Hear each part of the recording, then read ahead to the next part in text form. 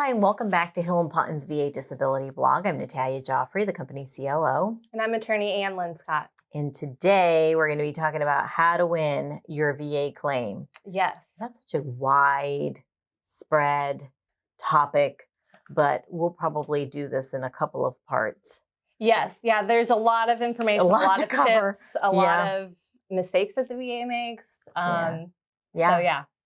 So to kick it off, what is VA disability compensation? So VA disability compensation, it's a monthly benefit, monetary benefit. And so it's available for veterans who are have a disability or a condition related to their service, their military service. Okay, so hence begs the question, what is service connection? Service connection is the principle where basically you have to prove a connection between your service and the disability you have. So if something is service connected, that means the VA has determined it's related to your service. Okay.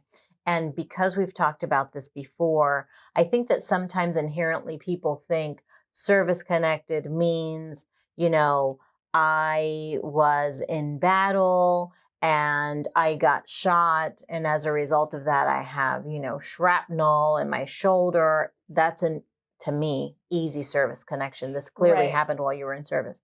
But it doesn't necessarily need to be something while you were engaged. Right. It doesn't have to be your typical, it doesn't necessarily have to be military related in the sense of in combat or doing your on job. A mission. You could be, if you're on active duty service, you're deployed playing a game of basketball. Yeah. And you hurt yourself. That would be something that's an injury related to service. Okay. So you're playing basketball, you trip, you fall, you as a result tear all your tendons, you need surgery, and you end up with a herniated disc in your back.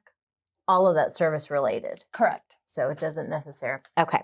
So how do you get service connected? So the very first step would be obviously filing a claim. You're not going to get service connected for disability unless you notify the VA that you're seeking benefits. So the VA doesn't call you and say, gee, Mr. Smith, we were looking at your records and we see you have PTSD and herniated disc and some sleep apnea. So you should be getting 100% or at the least 50%. They don't do that. No.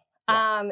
It's the benefit system. The VA does not make the information readily available? Yes, exactly. So there's definitely a lot of information out there. Right. And it just depends on, the people in your area, the people at your VA medical centers, if you're getting treatment. But I always say don't rely on the VA to do something that they're supposed to do. If you served and you have an injury, it's definitely worth looking into and filing a claim to get the process started. I know that we've talked about presumptive benefits before, and I don't want to get off this path too much, but even with presumptive benefits, like people tell us all the time, well, I was at Camp Lejeune, or I was exposed to Agent Orange. Yes, those are presumptive conditions, but Social Security, VA isn't going to call you and say, well, you have diabetes, you were in Vietnam, you should be getting benefits. You still have to apply for those benefits. And I've had veterans say that the VAs reach out to them as far as notifying them that they might need to be a part of a exam, the Gulf War registry exam. That's for healthcare purposes. Right. And so, yes, they might notify you that, hey, we've seen that, you served in the Gulf War. You should, you may qualify to be a part of this study. That doesn't then mean that they're going to file a claim for you. So the VA disability compensation is very specific. And if you want those benefits, you have to file a claim. And that kind of confusion can delay a claim. And in the meantime, you're losing benefits, right? Because you're assuming, well, clearly if they called me and they know this, and I'm probably eventually going to get compensation. And that's not the case. Right. If one person at the VA knows something, that does not mean the whole VA knows it. So never assume and just that they're going to pay you anything. Right. Or you need to be proactive in terms of filing a claim and then pursuing your appeals. So how do you get service connected? So the first step would be filing a claim. There's standard forms that the VA requires.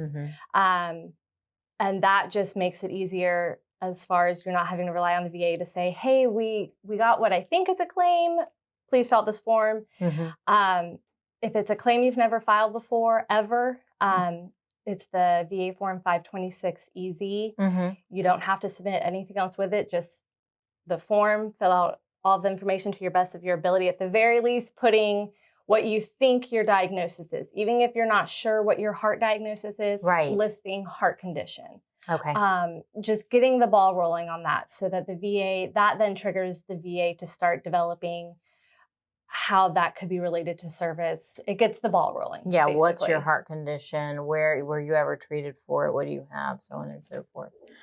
Because people sometimes think, it makes me sad when I talk to veterans and they delay the filing of their claim or their appeal for years. And because I want to make sure I include everything and I want to make sure I get seen for this and I want to make sure I have records for that. And they think it's like becoming a doctor overnight and documenting everything perfectly. And sometimes it's just a matter of getting the claim submitted. Right, because ultimately having all of that evidence and documentation, that's super important to ultimately win the claim. But to get the claim going, it doesn't have to be perfect. If you have filed, and we'll get into this, I'm sure in another blog about reopening claims and claims that you may have filed in the past, you do have to file some evidence if that's the situation, if it's not a brand new claim. But even then, it doesn't have to be perfect. You don't have to have every single piece of evidence that would prove, an ultimate grant. But getting the claim filed,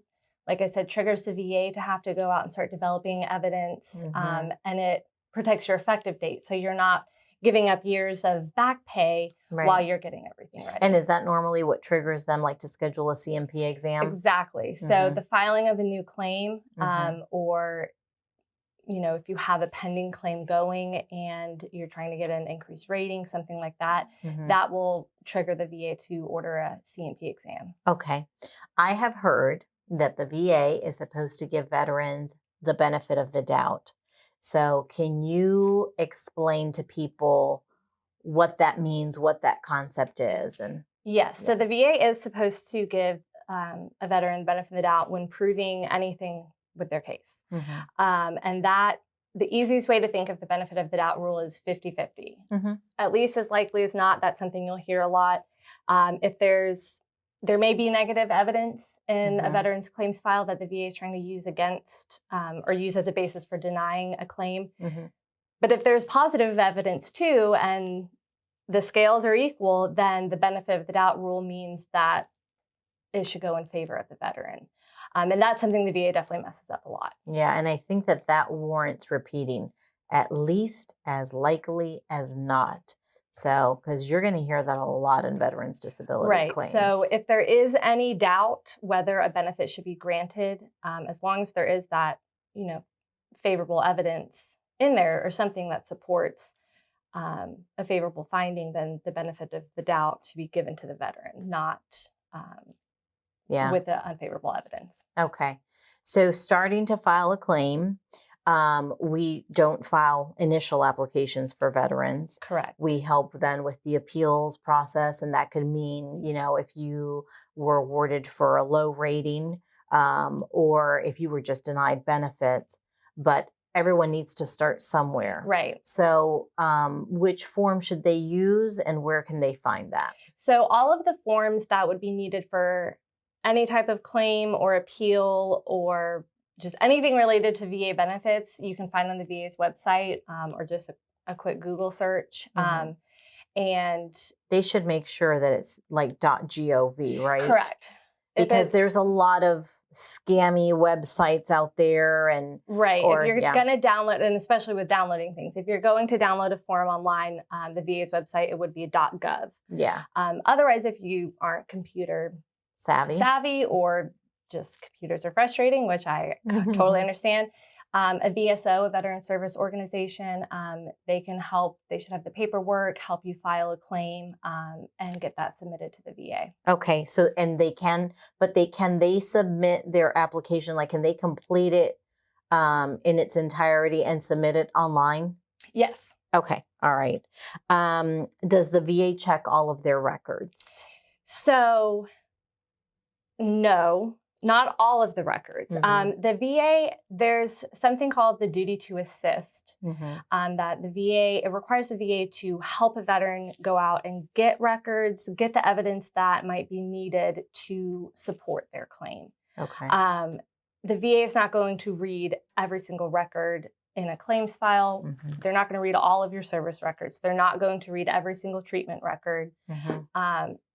Even if they had to, they're not going to necessarily look at everything. So if there's service records that you feel are important, medical records that you feel are important, don't assume that the VA is going to look at them because they're in your claims file.